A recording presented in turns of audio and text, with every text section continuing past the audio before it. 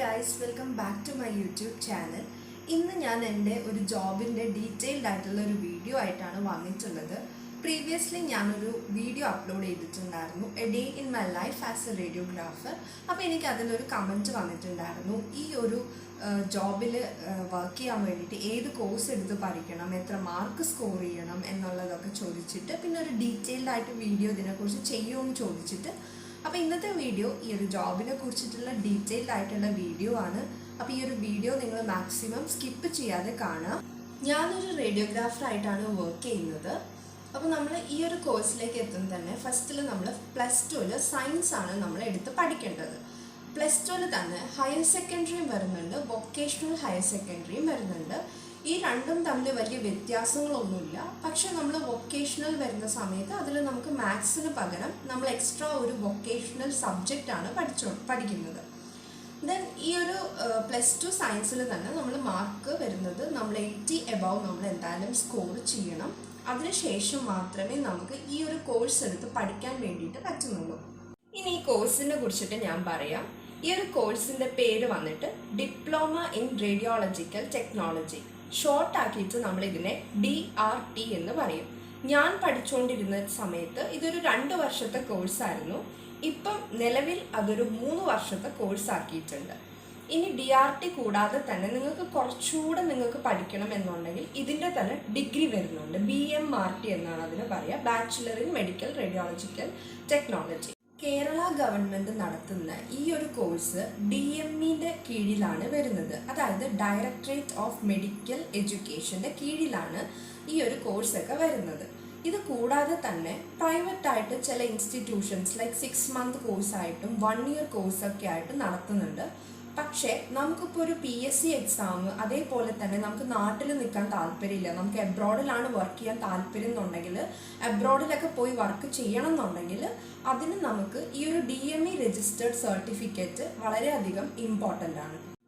ഈ ഒരു കോഴ്സ് നമുക്ക് പ്രൈവറ്റ് ആയിട്ടും നമുക്ക് എടുക്കാം, അതേപോലെ തന്നെ മെറിറ്റ് സീറ്റിലും നമുക്ക് എടുക്കാൻ വേണ്ടിയിട്ട് പറ്റും.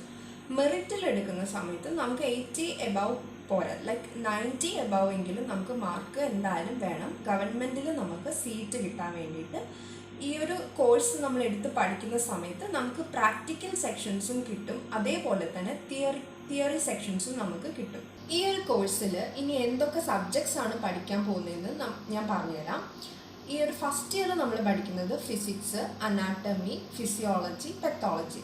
പിന്നീട് വരുന്ന ഇയറിൽ നമ്മൾ അഡീഷണൽ ആയിട്ട് റേഡിയേഷൻ ഫിസിക്സ്, റേഡിയോ തെറാപ്പി, അതേപോലെ തന്നെ റേഡിയോഗ്രാഫി, ഇത്രയാണ് നമ്മൾ പഠിക്കുന്നത്.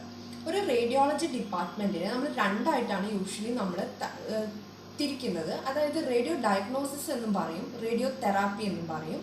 ഈ റേഡിയോ ഡയഗ്നോസിസിൽ വരുന്നതാണ് നമ്മുടെ CT സ്കാൻ, എക്സ്റേ, MRI, അങ്ങനെ വിവിധ ഡിപ്പാർട്ട്മെൻറ്റ്സ് എല്ലാം ഈ ഒരു റേഡിയോ ഡയഗ്നോസിസിൻ്റെ കീഴിലാണ് വരുന്നത്.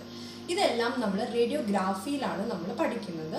പിന്നെ തെറാപ്പീനെ കുറിച്ച് നമ്മൾ ഡീറ്റെയിൽസ് ആയിട്ട് പഠിക്കുന്നത് റേഡിയേഷൻ ഫിസിക്സിലും റേഡിയോ തെറാപ്പിയിലുമാണ് നമ്മൾ പഠിക്കുന്നത്.